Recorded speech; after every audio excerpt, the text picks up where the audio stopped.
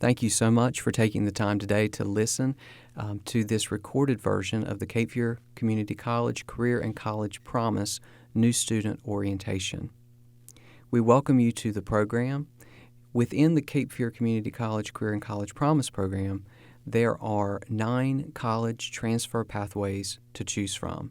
You will see that we have everything from the 2 longest standing options, the Associate of Arts and Associate of Science, which are the most called for in terms of college transfer. We also offer a number of other more specialized areas, like the general education nursing option, our ever-growing in popularity Associate of Engineering college transfer pathway. That particular pathway does require students to be Calculus 1 eligible to enter that program. And beyond that, we have 3 options within the fine arts area, 1 in visual arts, 1 in music, 1 in theater, as well as 2 teacher preparation tracks, one that is more focused on the arts area and one that is more focused on the science area. The Cape Fear Community College grading scale is on an 8-point scale. That will be different than what you're used to in most of your high schools. So you will see here that our grading scale is different. Our A is a 92 to a 100, our B an 84 to a 91, and so on.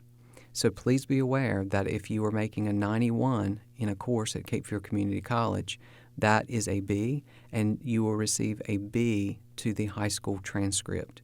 So just be aware of that. We only assign letter grades back to the high school, and we are on a different grading scale than you may be accustomed. One item that we use frequently in advising students who are interested in a transfer track is a baccalaureate degree plan. Baccalaureate degree plans are designed to serve as guides to assist North Carolina community college students with choosing both the appropriate pathway that they need to be in, as well as the courses to take within that pathway. You will notice here on the screen that we have provided an option or an example of a baccalaureate degree plan from UNCW. You will see that it lists exactly what the 4-year university would like students to take within their first 4 semesters at the community college to seamlessly transfer into the university. Please be aware, however, that the pathway restrictions for the CCP program always trump anything that may be listed on the baccalaureate degree plan. Just because a course may be listed as a required or requested course on the baccalaureate degree plan does not mean a student can take that course if it falls outside of their pathway. Students must complete the pathway first and then progress on into the completion of the full degree, where they'd be taking some additional courses in the elective category. You can rest assured when you're looking at a college transfer pathway at Cape Fear Community College that all the coursework that comprise that pathway are from the North Carolina Comprehensive Articulation Agreement list of courses. This means that as long as a student makes a C or better in this course, it is guaranteed to transfer to one of our UNC system schools, as long as the student makes a C or better. The North Carolina Department of Public Instruction has also published a dual credit allowance sheet. This sheet gives guidance to the public school system and to students on what courses count as on the high school transcript and how students can achieve core North Carolina high school graduation requirements by using Cape Fear Community College courses. This dual credit allowance sheet will be very important for you to reference if you're looking to satisfy some of those core requirements. For instance, a history requirement on the high school transcript, a math requirement, a English literature requirement. This, published by the North Carolina Department of Public Instruction, will be your key tool to use in that situation. In addition to the 9 college transfer pathways that we offer at Cape Fear Community College, we also offer a number of career and technical education pathways, somewhere in the neighborhood of 60. These are areas where students can study a career and technical track that will lead directly into the workforce.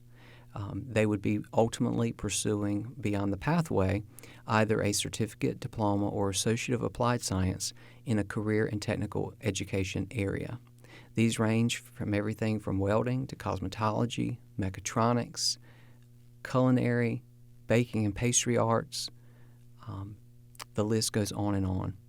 You can view a comprehensive list of these options on our website, and be aware that while these courses, some of them may transfer if they do appear on that CAA agreement I mentioned in the last slide, most of these courses are not designed to transfer. These career and technical pathways are designed to lead students directly into the workforce. So as I said, unless the courses in that CTE pathway appear on the CAA agreement, they will not transfer unless there's some special agreement with that university. Also, many of our career and technical pathways follow a block schedule.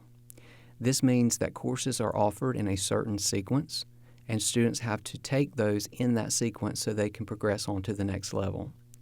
So many of our career and technical education pathways are fall starts, where the students will need to jump in the fall semester and take certain courses in a progression so that they are able to take the spring courses based on the prerequisites they took in the fall semester. On this slide, you will see an example of that block scheduling. If a student was interested in our welding technology CTE certificate pathway, they would need to follow this block schedule and begin in the fall semester taking Welding 110 and 115. Without having completed Welding 110 and 115, a student could not take Welding 116 and 121 in the spring semester, as Welding 110 and 115 are prerequisites for those courses. So it's important to pay attention to this block scheduling if you are in a CTE pathway.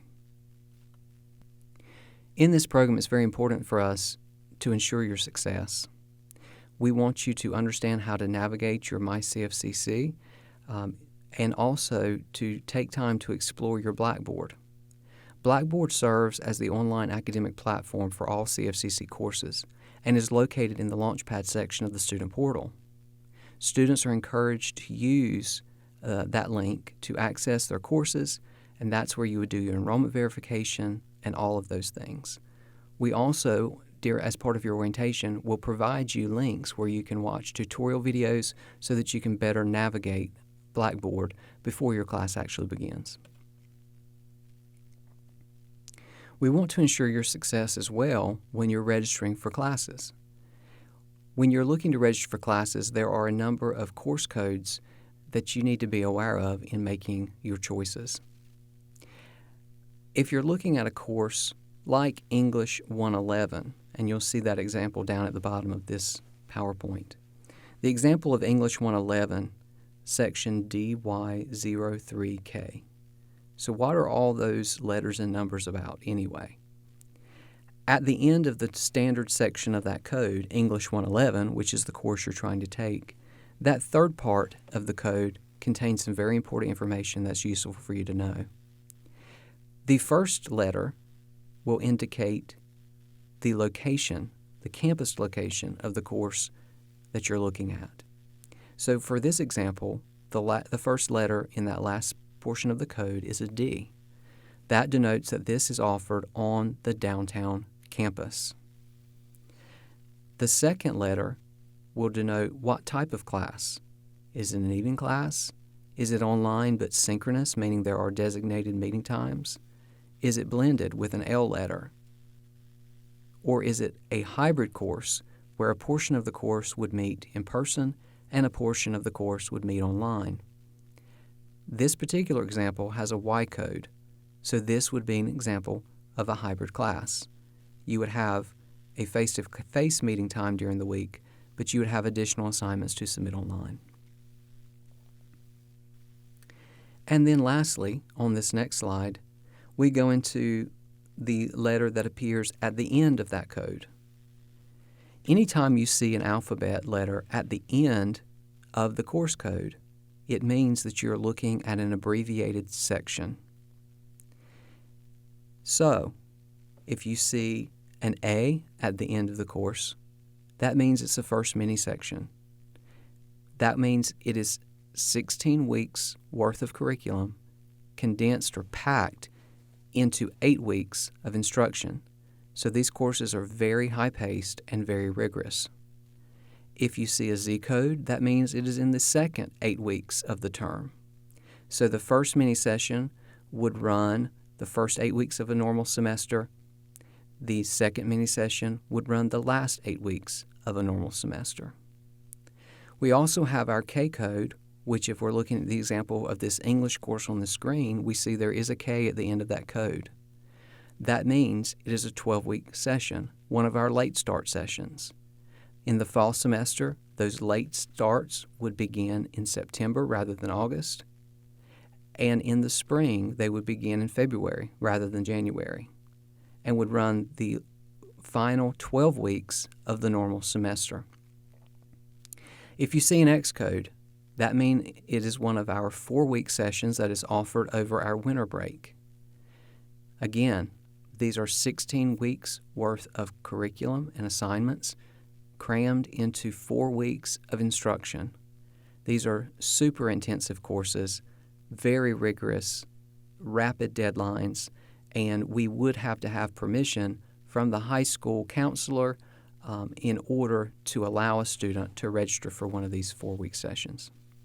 Once you have registered for classes, your classes will not appear in your My Classes Blackboard link until the first day of class. Therefore, from the point of registration until class begins, if you want to review your schedule and see what classes you've signed up for, get your instructor's contact information, etc., you would sign into your CFCC student portal, click on this self-service link under the Launchpad. On the next screen, you would click on Student Planning, then go to Plan and Schedule, and there you will be able to view your schedule. It is very important for students to remember if you are in a course that is either fully online or blended or hybrid, which means it has an online component but also a face-to-face meeting time. For any course that is either purely online or has an online component, you must submit an enrollment verification assignment to remain in the course. On the first day of class, it is essential that you log into your student portal, go into your My Classes Blackboard, and do the enrollment verification assignment for any online or blended or hybrid courses that you may have registered for.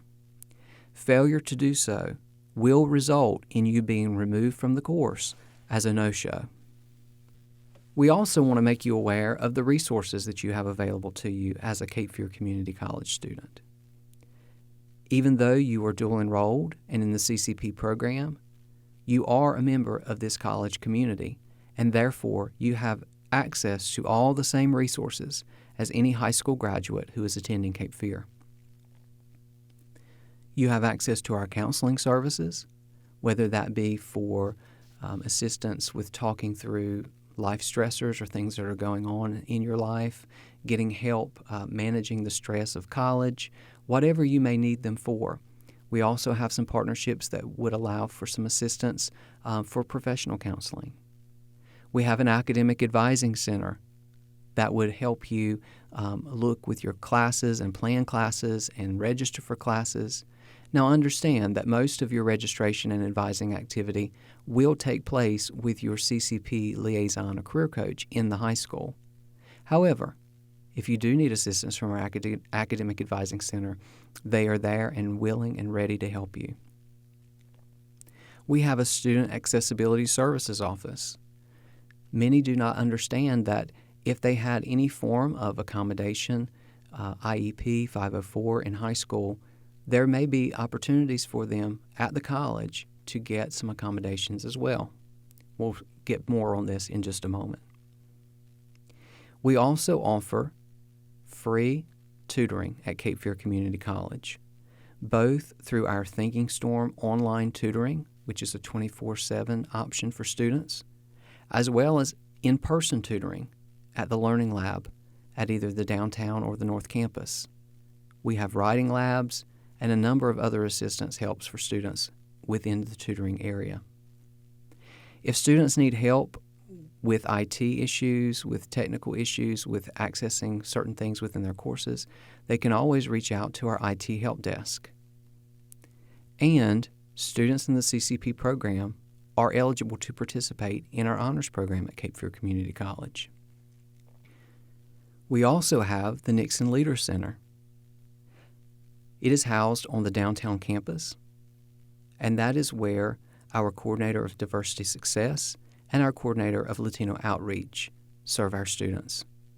The center is a wonderful place for students to come and find a place for belonging and engagement, and they also offer a lot of really powerful programming for Cape Fear Community College.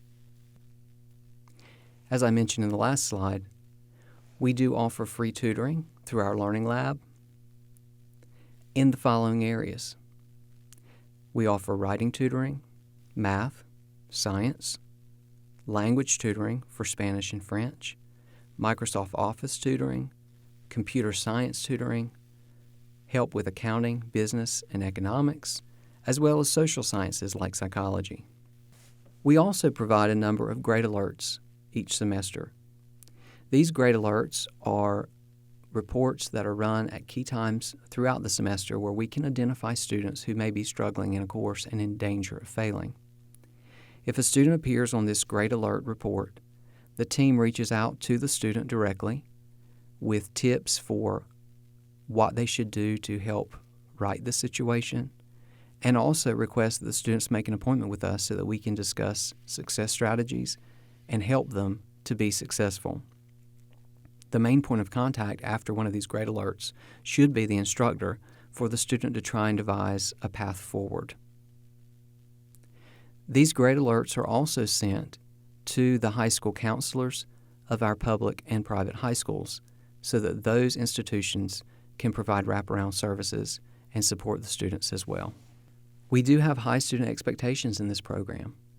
When students sign up for CCP, they are saying that they are ready to rise to the occasion of dual enrollment and be a college student. CCP is not an extension of high school. We are a college community, a college environment, and we have different policies and procedures. Students are expected to be the main point of contact with all CFCC staff and faculty. It's considered inappropriate for parents or anyone else to contact Cape Fear on behalf of the student. We expect the student to be invested in their education. They must check their CFCC email every day, as they will be providing lots of really important information, deadlines, updates, reminders to that email. So it's essential that students check that email daily. And we expect students to rise to the academic rigor that is required to be successful in college and to follow instructors' course policies and syllabus guidelines to the letter. One of the great things about the dual enrollment program, CCP, throughout the state of North Carolina, is that it is a tuition-free option for students to gain college credits while still in high school. Please understand, the program is not free. It is tuition-free. The tuition is waived for the student. However, students must still pay for fees and textbook cost. These fees are non-negotiable and must be paid at the point of registration. Failure to pay fees will result in students being removed from their courses.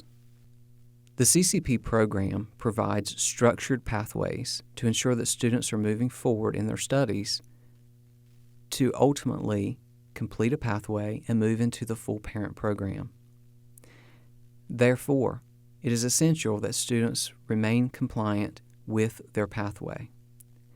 Each pathway a student signs up for has a limited number of course offerings and very specific parameters of what courses must be taken to satisfy that pathway.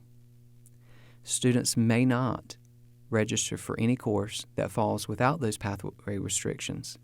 If a student does register for a course that falls outside of their pathway, they will be removed from that course. However, once a student has completed their pathway, they are then allowed to move on and take courses that would count towards the full associate's, certificate, diploma, or Associate of Applied Science degree. Within the CCP program, the state does allow students to be in multiple pathways. Students can be in a maximum of 2 pathways at the same time, only one of which can be a college transfer pathway. Within that 2 pathway maximum, students can have pretty much any combination: a college transfer pathway and a career and technical pathway, a college transfer pathway and a workforce continuing education pathway offered through our EWD program, 2 career and technical education pathways, 2 workforce continuing education pathways, but they can only be in 1 transfer pathway at a time. Students may also change their pathway throughout the program. The CCP program at Cape Fear Community College does operate on a limited self-registration model. That means that from the point of registration opening, we do allow students a window in which they can self-register for their courses. We encourage students to be proactive and self-register. We allow them to do so for a limited amount of time. At a set time before the beginning of each term, we will shut down the self-registration window so that some internal audits can be done, pathway compliance can be ensured, and we can get everything ready for the beginning of the next term. That does not mean that students are unable to adjust their record after the self-registration window closes. They can still add and change courses beyond that deadline. It's just they must work with a member of the CCP team in order to do so. After the registration hold goes in place, if a student would like to add a course, the student would need to communicate with their CFCC, CCP liaison, or career coach via email or by booking an appointment. If they're sending an email, they would draft a very detailed email to the coach indicating exactly what course they would like to add to their schedule, including the entire code. For instance, I have planned English 111-I01 in self-service. Will you please register me for this course? Thank you. The career coach will review their pathway to ensure that this course would still be in compliance, and if so, the coach will register them for the requested course and send them a confirmation. All of these correspondence must come from the Cape Fear Community College email. If a student wishes to drop a course after this self-registration hold goes in place, they do have the ability to do so. However, once the hold goes in place, we would need to receive an email from the high school counselor indicating that they are aware of this request to drop and that they approve. Once we receive that email, we can then remove the course from their schedule. This helps prevent students from making course drop decisions that they may be unaware would adversely affect their high school graduation. I would like to take a moment to address the differences between dropping a course and withdrawing a course. If you drop a course, it no longer appears on your college transcript at all. It has no bearing on your completion rate, and you would be entitled to either a full or partial refund. Students who drop before the first day of class would receive a 100% refund for any fees they've paid for the course. Students who drop after the class has begun, but within the drop window, would receive a partial refund. Withdrawing is a little different. After the drop window has closed, we enter the withdrawal window. If students wish to drop out of a class at this point, it would not be a drop, it would be considered a withdrawal. A withdrawal means that a W would be assigned to your college transcript, and you would not receive any refund at that point. Withdrawals can happen up to the 75% mark of the course. But a withdrawal, while it does not affect your GPA at all, it will affect your completion rate which could have negative consequences for financial aid down the road. If you have passed the 75% mark of the term, withdrawals will only be considered by the Vice President and must be for extenuating circumstances with documentation. We also want to make you aware, if you are a student athlete, that your performance at Cape Fear Community College does impact your eligibility, or can impact your eligibility at the high school, which can have long-reaching effects with scholarships and future financial aid, etc. So we want you to be sure that you are communicating with your athletic director at your high school to be sure that you are doing everything you need to do to be successful and not put yourself in jeopardy when it pertains to your college courses. Next, we want to speak briefly about FERPA, the Family Educational Rights and Privacy Act. FERPA is a federal law that ensures the privacy of students' records.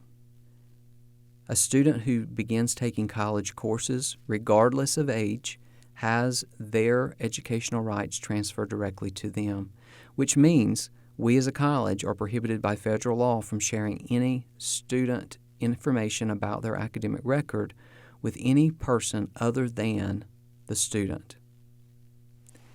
This can be a little bit challenging for families who may be used to having direct and complete access through the high schools to any of the student records, but FERPA is something that we adhere very strictly by.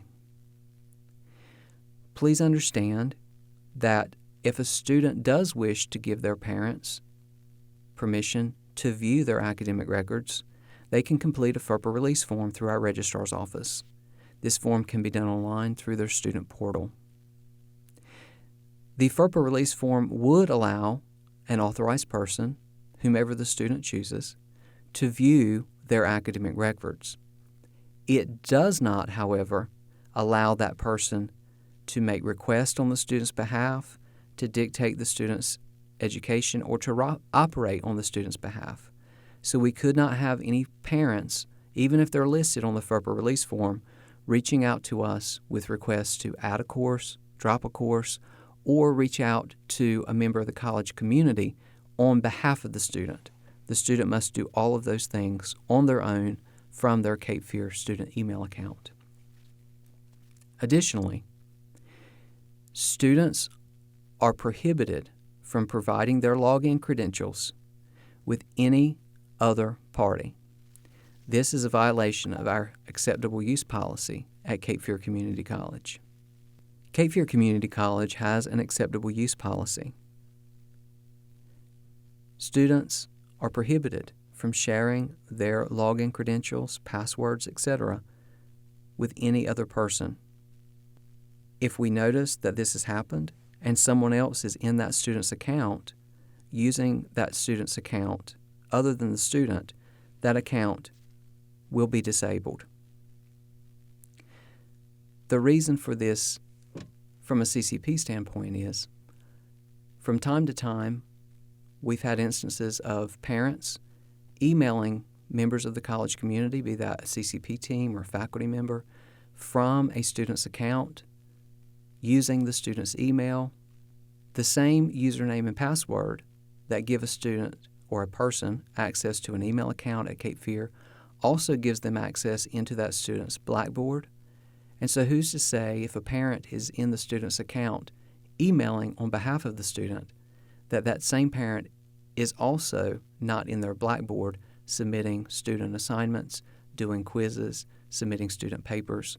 So therefore, we cannot have anyone else in the student's account. If you're curious about a student's activity or what their current grade is, have your student show you in their portal, but it is against the acceptable use policy of Cape Fear Community College for any third party to obtain their login credentials. We mentioned earlier that students who have received accommodations in the past in high school may be eligible for certain accommodations at the college level as well. However, understand that these do not directly transfer. You would need to contact our Student Accessibility Services Office and provide the correct documentation in order to assess exactly what would be available for your students here at Cape Fear. And lastly, we want you to be successful in this program. In order to do so, it's important that you check your CFCC email every day. Important updates and communication is sent to your CFCC email address only. An email is the primary means of communication between you and the CCP team, as well as faculty and staff at Cape Fear Community College. We also want you to take advantage of the different tutorial videos and everything that we provide you throughout the semester so that you can be successful in this program. And we encourage you to do some very careful things to ensure your success. Make sure that you're adhering to the attendance policy set forth in your syllabus. Actively participate in class. Concentrate on the material that's being presented and take intentional notes. Seek assistance from your faculty. Engage with your instructor, not just in class, but also in their office hours. Be sure that you start your assignments and projects early, that you manage your time wisely, and that you look to complete assignments ahead of time. That way, if situations occur with technical issues or unexpected illness, you're not in danger of missing a deadline. Please maintain regular and appropriate communication with your instructors. Create a weekly schedule that includes dedicated study time.